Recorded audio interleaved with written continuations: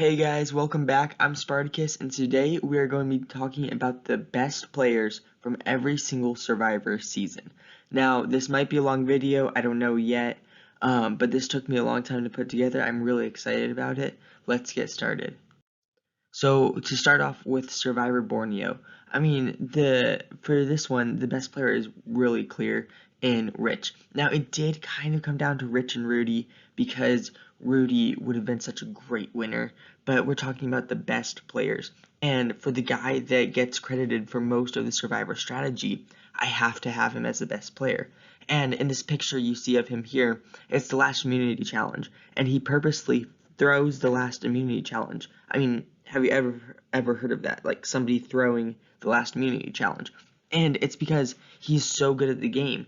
He thinks, well, if I throw this or if I win this, then I'd either have to take Rudy to the end and lose, or I have to betray Rudy and lose.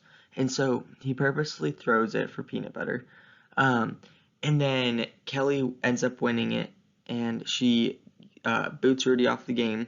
Rich ends up winning because of because of throwing this challenge, because he didn't have to kick Rudy off and he didn't have to take Rudy to the end. So for this one, Australian Outback, it was very difficult. It came down to Tina and Colby in the end, and I decided to go with Colby. And before I explain why, I just want to say that in all of my videos, I usually say if they get the votes to win, then they deserve to win. But that doesn't mean that I think they're the best player from every season, which is why I have Colby here, because even though he didn't get the votes to win, he didn't deserve to win, but I still think that he played a better game than Tina. Winning challenges is a huge part of Survivor. You look at YouTube channels like Peridium, their Meridian Review, and they're always talking about how Survivor is 100% social and how you just have to be on the top the whole time to win. But I completely disagree. I think that shows that you're a better player if you are on the bottom, but you're able to work yourself to the top. And that's why I have Colby here, because he was great at the challenges, obviously. And he was also kind of good at the strategic game, too. Now, granted, he was less good than Tina was, but in the end, he was still great at the strategic game, um, like most people who play Survivor, in the finals. But yes, he is credited for one of the stupidest moves in Survivor by taking Tina to the end, but one stupid move can't set the standard for his entire Survivor game. I still think that in the end, he is a better player than Tina.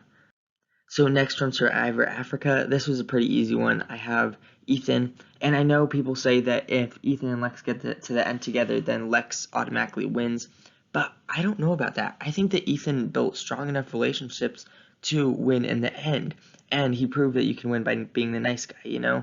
And so I think that he was a great player. He was great at the social aspect of the game. I think that Survivor is put into three different parts: the strategy, challenges, and social aspect. And he is great at all three of those, way more so the social aspect of the game, and that's very important. That's why I think that he's the best person from this season. Next from Survivor Marquesas, and this was a pretty tricky one because in this cast everybody made mistakes, but I think in the end it was Kathy that was the best because she was so ahead of her time. And obviously if she played in like Borneo, then she probably would have been one of the first boots for strategizing too much. But I think that Kathy is someone who can never get voted out pre-merge because she plays like a modern Survivor player, and she played this in an old school season. That's why I have her as the best player from this season. The next one from Survivor Thailand, come on.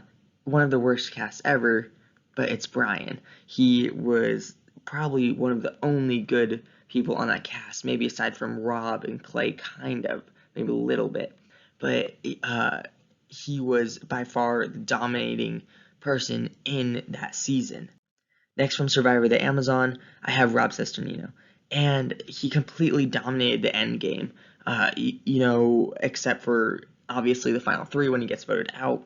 But I think he makes it to the final tribal council, he wins. Obviously, sure, there's some people like Heidi will probably vote for Jenna. I don't know. But I think that in the end, if he gets to the final tribal council, I think that Rob definitely wins. And he was the first person to really play like a super fan, the first person to really flip-flop between alliances. And like I said with Kathy, he's way ahead of his time, and that's why I have him here. Now, obviously, his run in All-Stars was a lot worse, but through these casts, I'm really just looking at these one season, who's the best player from this one season, and not thinking about any of their other seasons. So next from Survivor Pearl Islands, this one was tough. You know, everybody in this cast is just kind of good. And, there's people that are bad, but then there are people that are good-ish. So there's not really any great person, but I think in the end I'd have to go with Johnny Fairplay. And it's because really he started playing the game before he even got on the island. And that's something that I always respect. I respect that with Visepia, even though I didn't say she was the best for Marquesas. But that's a huge part. I know Ozzy said that he was doing that in Survivor Fans versus Favorites. And so I really respect Johnny Fairplay's game. I know a lot of people don't. But lying about his grandma, like, nobody saw that coming. Nobody. So I think that definitely he is the best player from the season. Now, moving on to our first All-Star season being Survivor All-Stars. Now, I think that there's a clear-cut best player from the season being Boston Rob. Now, obviously, he let his heart kind of guide him, which isn't great in this game. But blindside after blindside, flip-flop after flip-flop, he stuck to his alliance, which got him to the end, but kind of screwed him over in the end.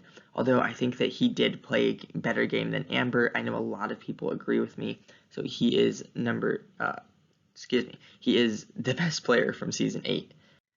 Next from Vanuatu, I think this is a pretty easy one, being Chris Doherty, one of the biggest bullcrappers in Survivor history, lying at Final Tribal Council, and being able to work his way to the top from being at the bottom with all the women's tribe being the only male left, and his name barely came up in that section of the game.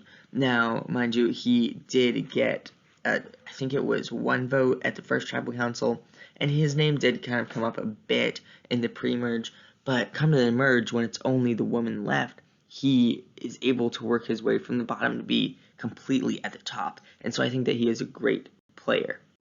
Next up from Survivor Palau, it was really between Ian and Tom, and I think in the end this is probably a clear-cut answer, being Tom, and I think that he just played a better game.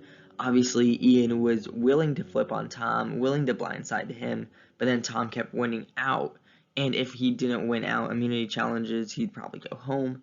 But I think that he did play a great game, because he's great at strategy too. People look at his challenges and often overlook his strategy because of how good he is at challenges.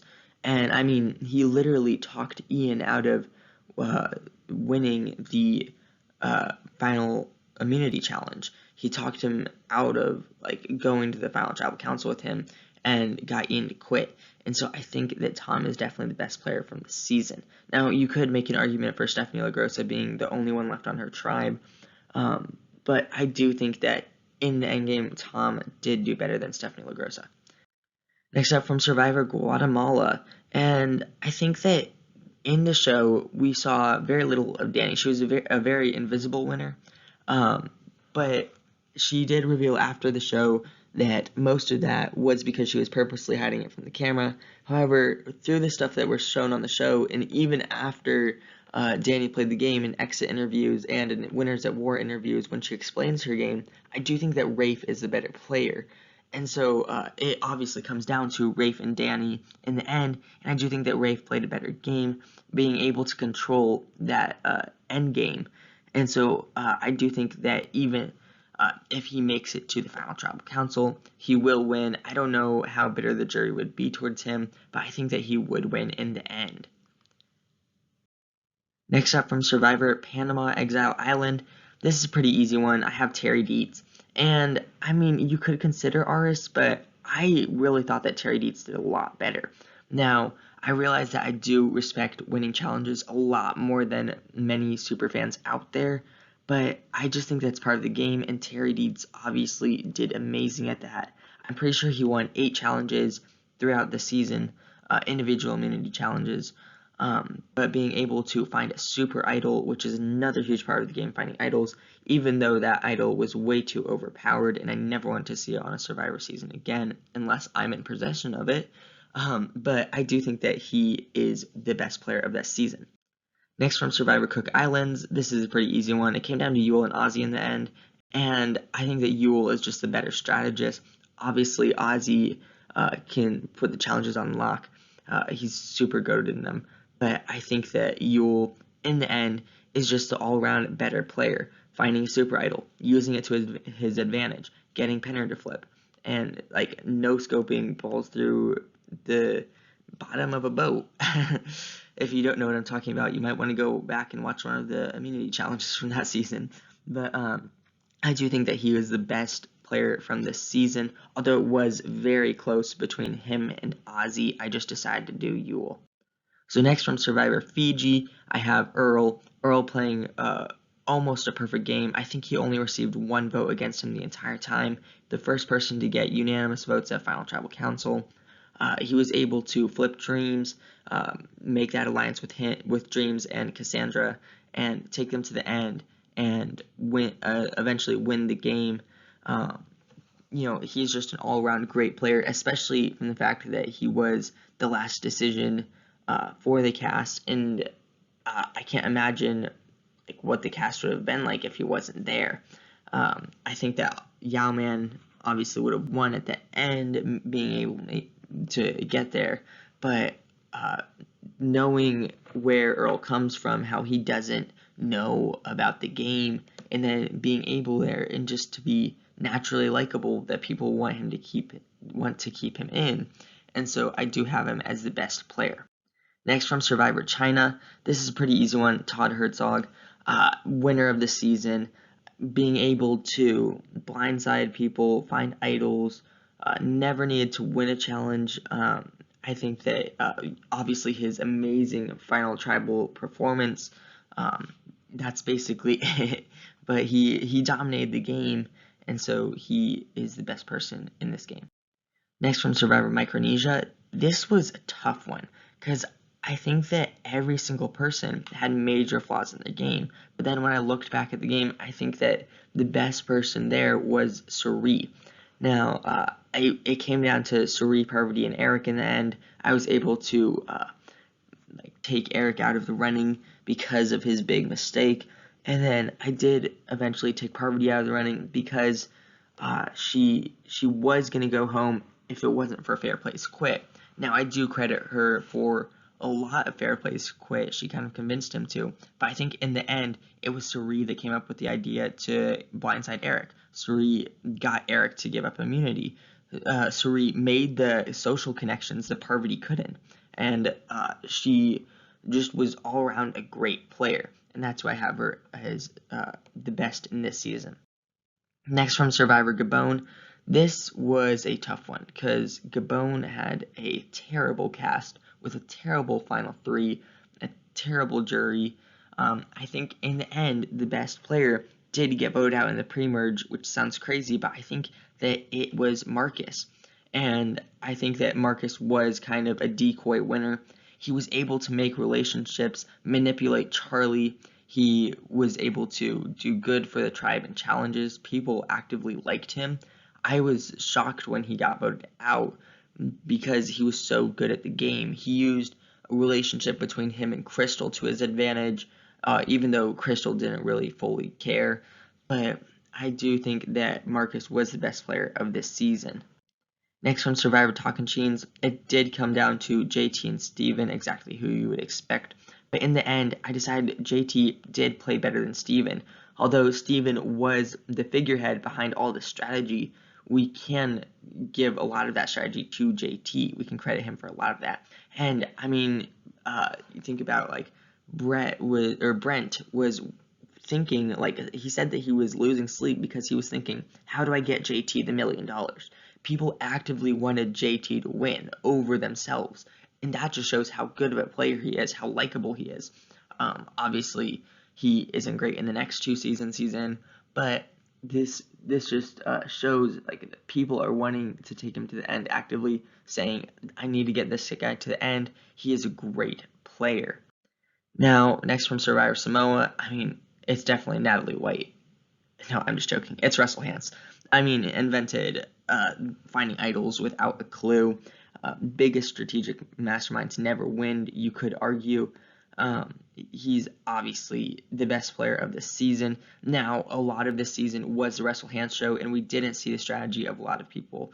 And I do think that people like Brett, Dave, even Russell Swan could fill his place for being the best if we knew more about them. But I think in the end, it's really Russell. It's got to be Russell because he's just so good at the game.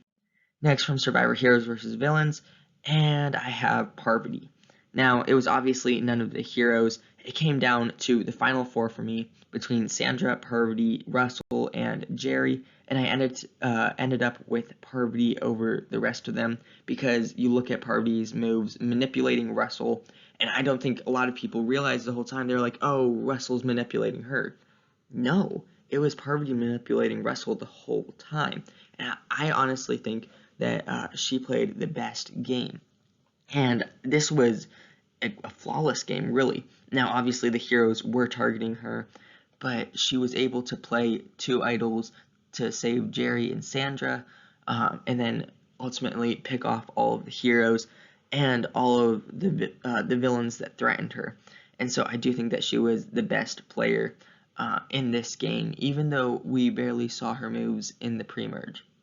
Next from Survivor Nicaragua, we've got a cast similar to Survivor Samoa with pretty terrible players all around, but ultimately good characters, fun characters to watch. But I think in the end, for the best player, it did come down to Chase, Sash, and Marty, and I do think that Marty did have a better sense of the strategy of the game, and so I did have him as the best player.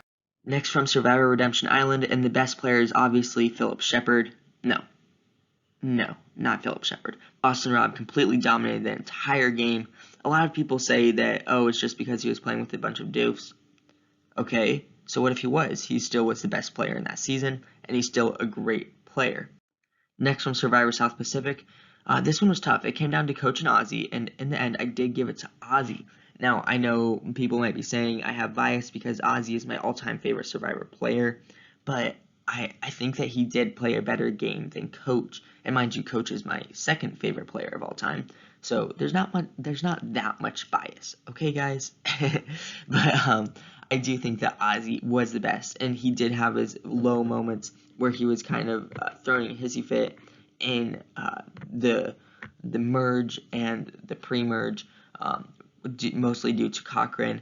But you think about his strategy. He purposely got voted out so that he could come back from Redemption Island with the numbers. Who would have thought of that? That's genius. And of course, Coach dominates the end game, but he has a terrible Tribal Council performance, or final Tribal Council performance. And I do think that Ozzy, his goods did outweigh the bads in this game. Next from Survivor One World, it's obviously Kim. I mean, she played one of the most dominant games in Survivor history. Yeah. Next from Survivor Philippines, came down to Denise and Malcolm, and in the end, I did go with Malcolm because I think that he was just all-around a better player. Where Denise is good at the social aspect of the game, I think that Malcolm was good at the strategy and the social part and the challenges. So next from Survivor Caramoan, John Cochran playing the second perfect game of Survivor out of two. And I think that he was definitely just the best player. He was probably the only player with his head screwed on straight, best player of the season. From Survivor Blood versus Water, this one was really tricky because every single player had a massive gap in their game where they had a flaw. In the end, it did come down to Hayden and Tyson, and in the end, I did decide to give it to Tyson because, honestly, it's going to sound goofy, but it was really because of him stealing the food. I mean, if he didn't have the idea to steal the food, he couldn't win challenges, and he couldn't have his way in the end. Now, obviously, Hayden won immunity, and that took them to rock draws one time. But I think in the end, Tyson was just a better player than Hayden because he ate more food. And it sounds crazy, but that was my reasoning. Next from Survivor Cagayan, obviously it's Tony playing an extremely dominant game. Even though there were bumps, he did play an amazing game. Next from Survivor San Juan del Sur. This one was tricky because like Samoa, like Nicaragua, there were a lot of bad players in this season, but I think that in the end, Natalie did have the best game. And I'm not joking this time. This is Natalie that actually played the best game, not Natalie White. I already forget who that is. But I think that Natalie did play the best game because she was willing to blindside. She was a villain. And in a video I'm going to do coming up, I'm going to discuss whether you're more likely to win as a hero or a villain. And spoiler, you're more likely to win as a villain. But she blindsided Alec. She blindsided John, Baylor, so many people. And so I had to have her as the best player. Next from Survivor Worlds Apart came down to Carolyn and Mike, and I decided Mike was the better all-around player because, I mean, obviously Carolyn's good at the social and strategic part of the game. Well, Mike is good at the strategic and challenge part of the game, but not the social. I mean, Carolyn's not good at the challenge part of the game. So it comes down to which played the better game because, you know, you've got people that are good at those two spots, but they both have a gap in it. And so I think that in the end, it was Mike that played a better game because I think that he was just willing to do a lot of, like, he was willing to make social moves, to make strategic moves. I think that a lot of it depended on the cast, which was a bunch of bozos. But I think that a lot of his moves did depend on the cast, who were pretty unwilling to work with him. Now, a lot of that could be his fault because of the move he made at the auction, but I think in the end, he was a better all-around player. Next from Survivor Cambodia, I discussed this one in a previous video where I was ranking all the players, but it was Kelly in the end. It came down to her and Jeremy, and I think that she just played a better strategic game all around. Next from Survivor Korong, I have Aubrey as the best player. It was between her and Michelle and Ty in the end. I think that Ty just had bigger gaps in his game than the other two, and I think that Michelle just wasn't as great in the merge section of the game, whereas Aubrey wasn't great in the pre-merge, but I think that she did do better than Michelle did, being able to form that young person alliance, or at least be a part of it, and being able to blindside people that would get in her way of the $1 million. And so I do think that she was the best player. Next from Survivor Millennials versus Gen X, I have David Wright being able to go from the bottom to the top with such ease. I think that he's just a great player, and he knew who to align with so that he could make it further in Jay, of course, and in Ken being challenged threats. And it was kind of a Jeremy move, having your alliance members be able to win challenges so that you can make it further. And so I do respect David's game a lot. Next from Survivor Game Changers, it came down to Culpepper and Sarah just played a way better social game. From Survivor Heroes versus Healers versus Hustlers, I think Chrissy played a better game than Ben and Ryan and Devin in the end. It came down to those four, and I think that she just played the better game in winning challenges and being a villainess and doing strategy. I think that she was just the best player. Next, from Survivor Ghost Island, I have Dominic, and it was Dominic and Wendell in the endgame. It was their show the entire season. And I think that Dominic just did better at the social and strategic portion of the game than Wendell did. And Wendell's biggest move was really just being likable.